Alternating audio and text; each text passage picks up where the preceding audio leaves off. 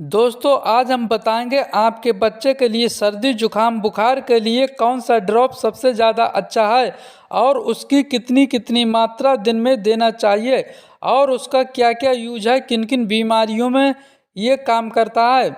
आइए हम जानते हैं सिनारेस्ट एआई पीडियाट्रिक ड्रॉप के बारे में। सिनारेस्ट एआई पीडियाट्रिक ड्रॉप एक कॉम्बिनेशन दवा है जो बंद नाक, नाक का बहना, आँख से पानी आना, छींक आना और कंजेशन या सांस लेने में परेशानी जैसे जुकाम के सामान्य लक्षणों से असरदार ढंग से राहत देती है।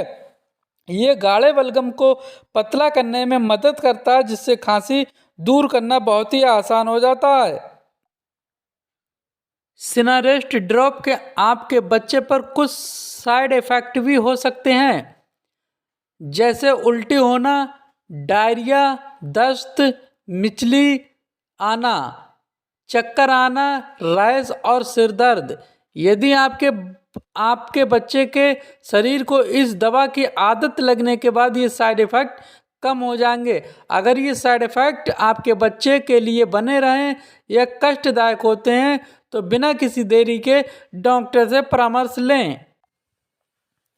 अगर आपका बच्चा 6 महीने से लेकर 1 साल तक का है यानी 6 से 12 महीने तक का है तो आप 2.5 ml सिनारेस्ट एआई ड्रॉप को दिन में सुबह, दोपहर, शाम 3 बार दे सकते हैं। अगर आपका बच्चा 2 साल से लेकर